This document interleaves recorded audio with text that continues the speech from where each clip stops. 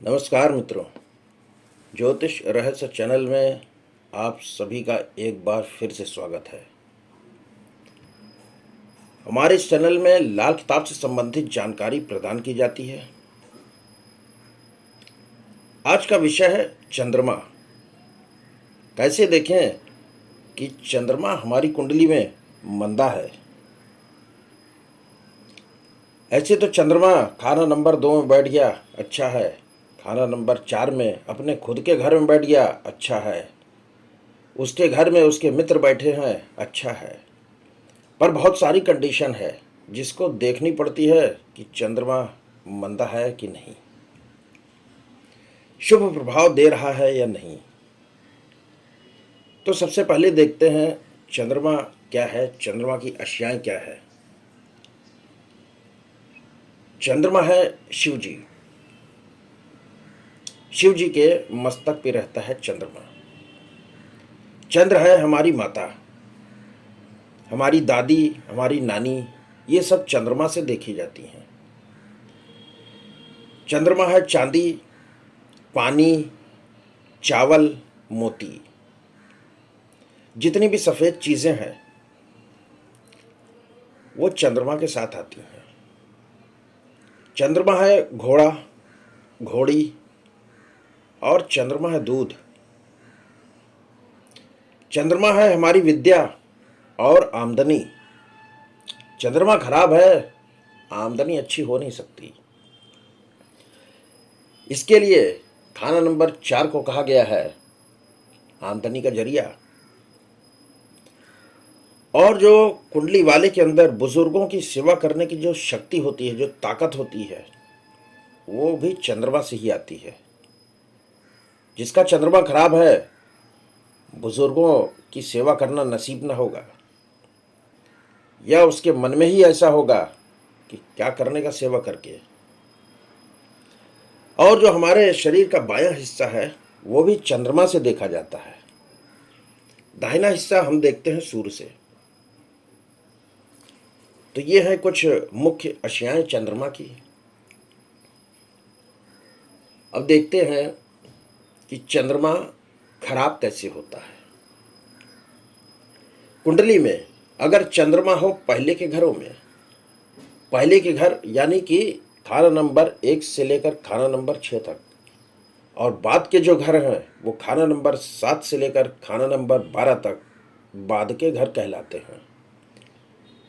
तो यदि चंद्रमा हो पहले के घरों में और केतु बाद के घरों में, तो चंद्रमा मंदा प्रभाव देता है।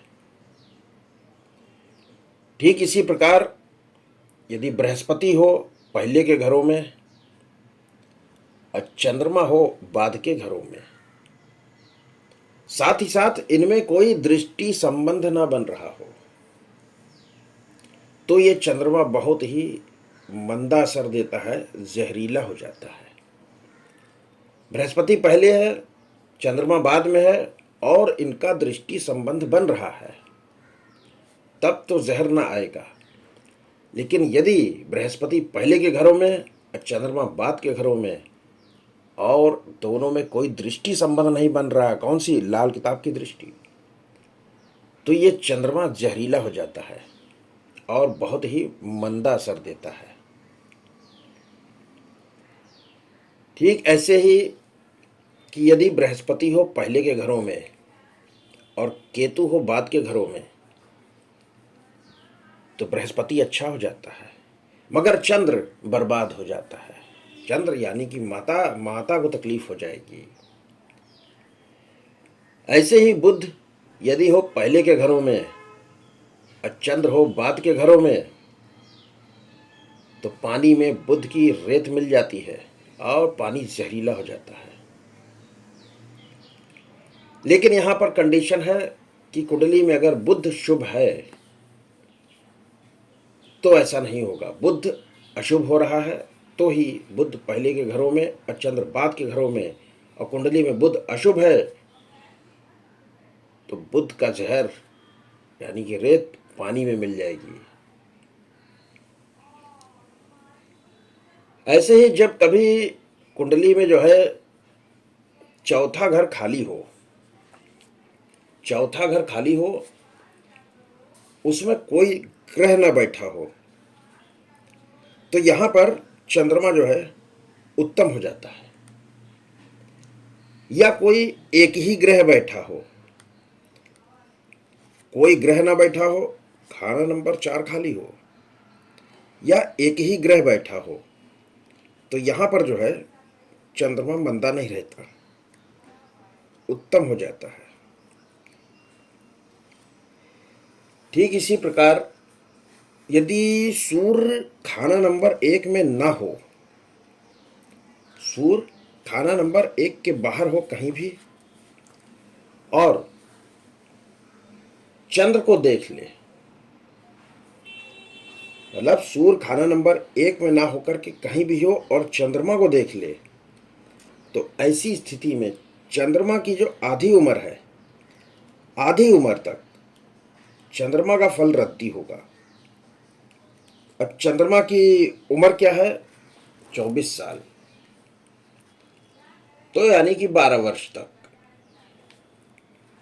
ठीक ऐसे ही यदि कुंडली में मंगल बद्ध हो, अब मंगल बद्ध कब होता है कि मंगल बुध कुंडली में मिल जाए, या मंगल खाना नंबर 4 में आ जाए या 8 में आ जाए, राहु खाना नंबर 8 में हो या 11 में हो, सूर्य शनि कैसे भी मिल जाए, या बुध हो खाना नंबर 8 में, या मंगल केतु मिल जाए, या शुक्र खाना नंबर 9 में हो, तो ऐसी स्थितियों में मंगल बद्ध हो जाता है। तो यदि कुंडली में मंगल बद्ध हो रहा हो, और यह भी देखना होगा कि मंगल बद्ध का कैंसिलेशन तो नहीं हो रहा है, कि उस कुंडली वाले का मंगल बद्ध होना चाहिए। यदि मंगल बद्ध है तो भी चंद्रमा का फल जो है वो रद्दी हो जाएगा, मंदा प्रभाव देगा। अब यदि चंद्रमा जो है देख ले बृहस्पति को, कैसे? लाल किताब दृष्टि से, और जो बृहस्पति के घर हैं 2, 5, 9, 12, उसमें बृहस्पति के शत्रु यानी कि शुक्र बुध राहु और शनि ये बैठ जाए, तो भी चंद्रमा का फल रद्दी हो जाता है। जब भी सूर्य और मंगल कुंडली में साथ हों, तो प्रायः चंद्रमा अच्छा फल नहीं दिया करता। यदि पापी टोला, जो पापी टोला है वो यदि चंद्रमा से मिलता है, तो चंद्र के दूध में जहर ही मिलाएगा, वो जहर घोलते हैं चंद्रमा में, और ऐसी स्थिति में उपाय चंद्रमा का ही होगा, यानी कि चंद्रमा को मजबूत करना होगा। जो जहर की जो कंसंट्रेशन है वो डाइल्यूट हो। जब भी कभी चंद्रमा अपने शत्रु ग्रहों को देखता है तो अपना शुभ असर देना बंद कर देता है। तो ये थी चंद्रमा की चीजें। और एक ये भी रहता है कि जैसे अगर चंद्रमा शनि को देख ले या शनि चंद्रमा को देख ले, तो अगर चंद्रमा शनि को देखता है तो शनि का मंदासर होता है। चंद्रमा देख रहा शनि को, लेकिन चंद्रमा का फल उत्तम होएगा। और अगर शनि देख ले चंद्रमा को तो शनि का फल उत्तम होगा, चंद्र बर्बाद होगा। जैसा कि मैंने पहले बताया कि ये जो पापी टोला है ये चंद्रमा में जहर घोलते हैं, तो शनि क्या है, अपना जहर डाल रहा चंद्रमा में। शनि का फल तो उत्तम हो जाएगा, चंद्र बर्बाद हो जाएगा। तो ये थी एक छोटी सी जानकारी देखने के लिए कुंडली में चंद्रमा हमारा शुभ है कि अशुभ है। यहाँ मैंने जो बातें बताई वो मंदे चंद्रमा की बताई, बाकी कंडीशंस अच्छी रहेंगी, उसमें चंद्रमा शुभ रहेगा। तो आगे ऐसा ही और क्लास लाते रहेंगे। तब तक के लिए धन्यवाद।